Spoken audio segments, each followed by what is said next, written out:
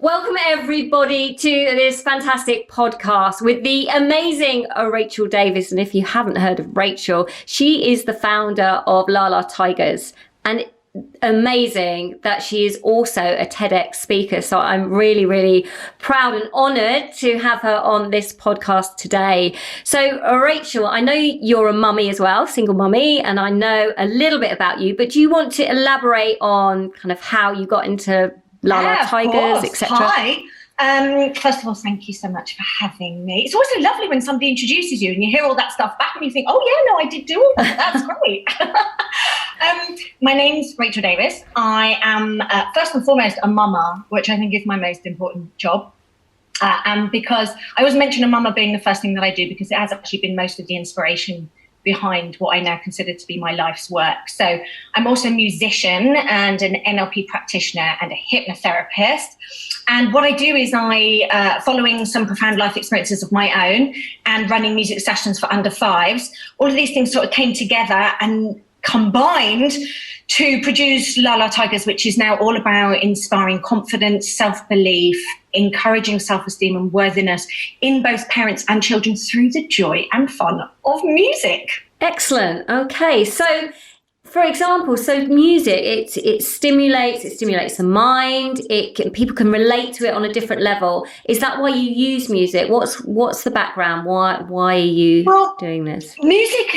Music is my first love, and music is all I ever wanted to do. From the age of 5, I was begging for lessons, and it was all I ever wanted to do. And then quite often, as is with the case with things like music, it's not really considered a proper job, So I was encouraged down other avenues and to use my brain, which meant that basically I was pretty much not lit up by anything else my whole life.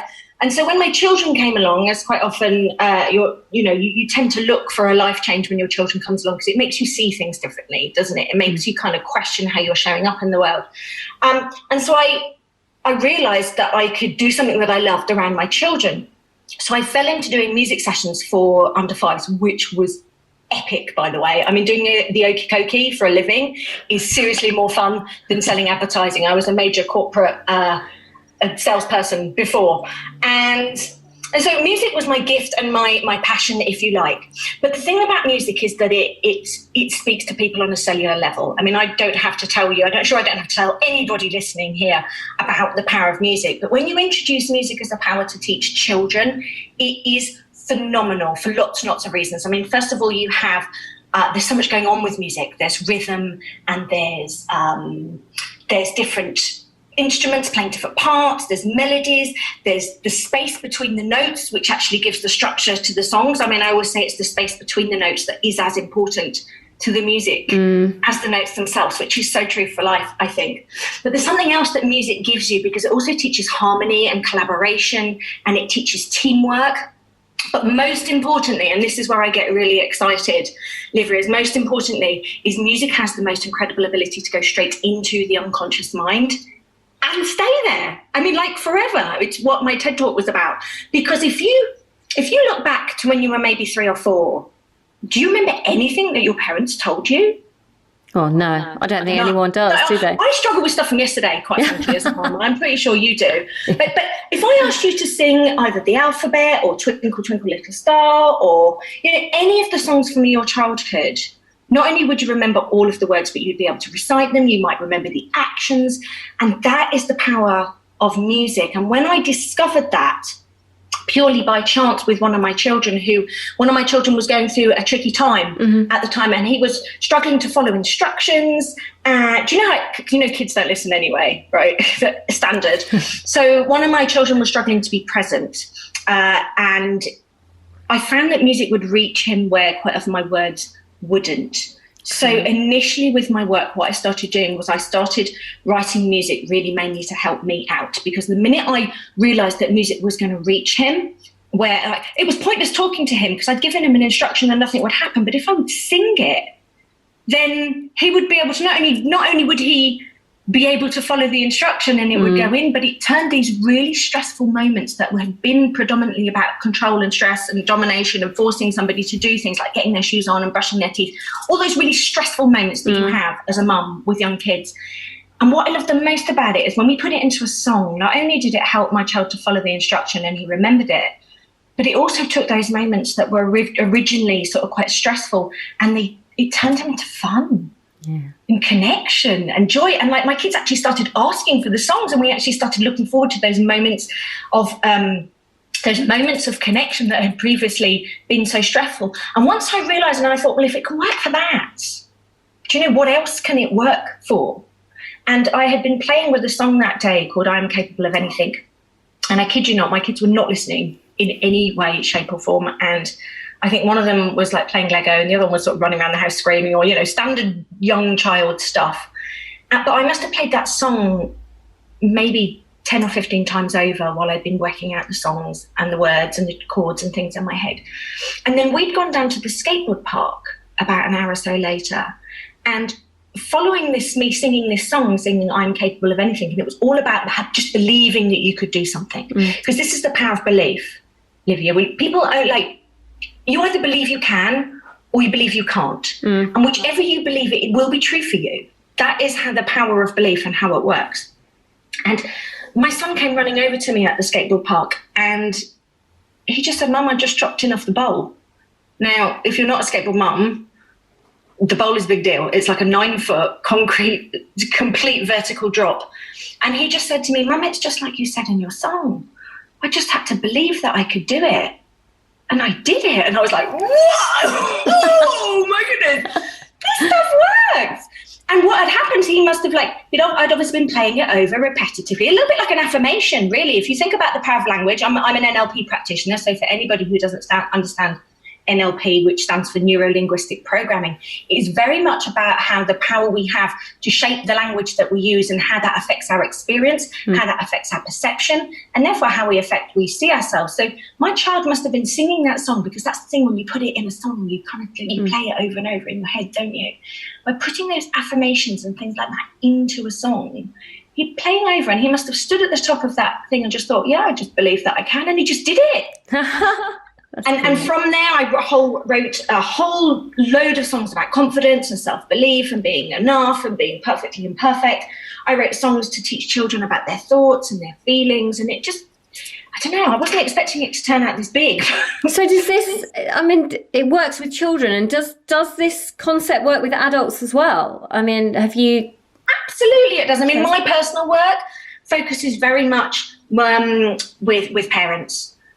Because I tend to combine the songs and the work with realizations and a little bit of journaling work, and just inviting parents to think about things in a slightly different way and how they're showing up with their children, so that they can encourage their children to live to their full potential. And so it's been very, very much my intention that when I'm writing this music for children, that it has to be fun for the parents too, because if you're going to impact the child, the parents got to want to do it. Do you know, I don't know about you, but singing Twinkle Twinkle kind of makes me want to gouge my own eyes out with a sharp stick repeatedly. And like music, like kids' music, a lot of it is pretty grim, isn't it? Let's face it. And what I'd noticed from my music sessions was that when I dropped stuff in like Queen or The Lion Sleeps Tonight or Tight Fit or anything like that, when I dropped in stuff from our childhood, the whole energy in the room would change, and the mums would be starting to have like what I would call proper fun, as opposed to Mary Poppins fake fun, which, you know, do you know when you're with young kids, you're like, oh, this is amazing. It's like, and you're just kind of dying inside, because you're like, this is rubbish. Why am I singing this? It's like everyone's standing there like shaking maracas going, yay, you know, here we go around the mulberry bush. And it's brilliant, but it sucks. Doesn't it, a little bit? It does a bit. It does a little bit. It's a little bit soul destroying. And so what I aim to do is bring fun to the parents, because we know that when you become a parent, particularly when you're stuck at home with young children, oh my goodness, it's like swimming through marmalade mentally, and you are crawling the walls for something fun to do with your child. So there's house tracks in there, and there's rock tracks. We do air guitar, we do bad wedding dancing championships, you know, like the stuff to get the kids to brush their teeth. That is a banging house track. Mums, if you've not been out for a while, you are going to love, and you're going to want that bad boy on your phone. Do you know what I mean? And it's interspersed with some more, you know, there is a little bit of what I would call plinky plonky music in there. But I mean, I've just written a song called The Attitude is Gratitude, which is on my second album. And it's very much like it's almost like a hip hop vibe. We've got I've got some that are kind of like a Balearic-y beat, like a housey, chilled beat. It's just fun for mums. It's got to be fun for mums, because if you're going to reach the kids, the mums have got to want to play it. And I am not going to want to play Twinkle, Twinkle Star repeatedly in my house. But if you write a song, if you want to teach your children about the powers of gratitude and being enough and how much power they hold inside of themselves, if you make it a bit funky for the mums, you've got a better chance of reaching the kids. And let's not forget that actually the biggest precursor to children's mental and emotional well-being is the mental and emotional well-being of the parents. I mean, that is proven, like, in so much research. Parents that are depressed, parents are suffering with mental health issues, parents that are maybe not attaching with their child as much because they're trapped in their head, that affects the child's mental and emotional development, which is really a cornerstone of my work. So the cornerstones are really attachment. By increasing connection and attachment between parent and child, that automatically increases worthiness and self-esteem and increases the attachment, which is actually essential for how they see themselves, because you're choosing to spend time with them and do fun stuff. And today's world is about, everyone's just sucked into a screen these days. So by using the screen to help people connect, that's one part of it. And then, of course, by using music and fun and the power of music to drop the messages in, which research shows that actually it's the shared fun making between the adult and the child that strengthens the neural pathways and supercharges the messages that are going in so much more. But then you add in the powerful language and positive language that encourages children to believe that they can, and you kind of get a win-win. Do you know? The kids get to do something, the kids get to believe that they can, they start believing that they can with all the little things. You increase the connection in the family. It's just like magic. So if a woman, you know, sometimes in the menopause, I know it's not really a specific field, but obviously the menopause can lead to depression and anxiety, that kind of thing. Do you get a lot of mums coming to you at that stage, or does it tend to be mums that are younger? What's your main client base? No, I would say that most of my parents, they're definitely over 30, majority of them, and definitely some in their early 40s. I mean, I'm 46 and I'm a mum, so I'm let's say I'm in the midst of things starting to change a little bit, do you know? And the whole anxiety part of things is a big thing, because when you're going through that, it's very difficult to connect with your child and be objective to what's going on with your child. So yes, we have quite a lot of single mums as well, and I'm guessing that's because I'm a single mum, so I must, you know, people resonate with that. But it's been actually my own personal experiences of post-traumatic stress disorder, anxiety, and being trapped in my head that actually, when I learned techniques and strategies to help myself through that, things like mindfulness, meditation, things like emotional freedom technique or tapping that people might have heard of, things like changing perspectives, changing language, changing, like looking at things in a different way, that is absolutely vital for the mum's well-being. Do you know? And when the mum sees things differently, she parents in a different way. And that before age 7, that's where our children's belief systems are forming. So the way that you show up with your child as a parent is the single thing that will have the biggest impact as to whether they live to their full potential. Because those beliefs that they're forming is what they run on autopilot for the rest of their lives on a 95% unconscious basis. I mean, we're just living on the subconscious program that, if you think about it, it's just someone else's story that we've chosen to accept as fact. And that's because before age 7, there's no critical factor. The critical factor is what we call the age of reason, if you like. And it's when we start going, do you know what? Yeah, I don't know if that's true, actually. I'm not sure if there are fairies at the bottom of the garden, or I'm not sure, you know, if the gnomes do come alive at night. I'm just going to question that a little bit, or I'm not quite sure. But before age 7, we believe everything. I mean, everything, the good stuff, the bad stuff, everything that is suggested to us. So if the parent is not in a good place, if the parent is struggling with anxiety or stress or mental or emotional issues themselves, they are generally much more reactive. They're generally more likely to get triggered. They're generally more likely to not be as present. And all of that conveys, unfortunately, a message to the child. No, it's so interesting, the power and they absorb that. Yeah. Do you know, like, you've only got to say around your child that, I mean, I remember it vividly. Somebody said around one of their children, yeah, he's not a great dancer. And that was it. He was doing dance classes, and then he just stopped because he decided that he wasn't a great dancer. And this is the power that I think I really want to invite people to really consider the language that they're using, not just to their children, but around their children. Because everything, they're like sponges. They go in. It's going in. And once that belief is installed, your brain will actually look for evidence to support that belief and will actually discount evidence that doesn't support that belief. That's how strong your belief systems are.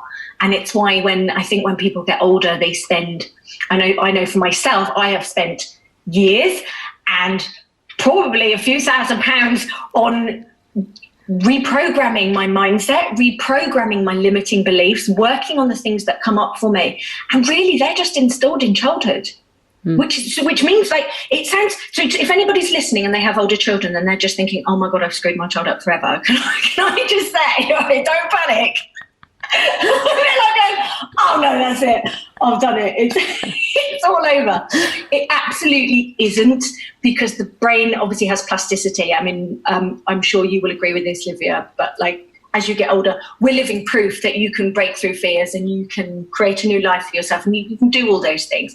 And the brain doesn't really start hardening until adulthood. It's just that window before age 7, that's where you have the most impact. So that's where I aim my work at, with the parents and the children at that age. Amazing. And if somebody wanted to contact you, if they were interested in your NLP or they wanted to work with you with their child, where would they look? Well, I'm on all the social medias. Oh, actually, that's not true. I was going to say I'm on all the social medias at LaLa Tigers, but I'm not, because on Twitter, for some weird reason, I'm Hey Rachel Davis. But I'm on LaLa Tigers for Facebook and I'm LaLa Tigers for Instagram. But you'll find most information about me and my TED Talk and information about my program, because I run a musical program to empower children, which is delivered all online. And that's all on my website at lalatigers.com. That is amazing. Thank you so much for your time. Such an interesting podcast. Thank you so much. Thank you for having me, gorgeous girl. I will see you on the internet, no doubt. You sure will. Bye. Bye.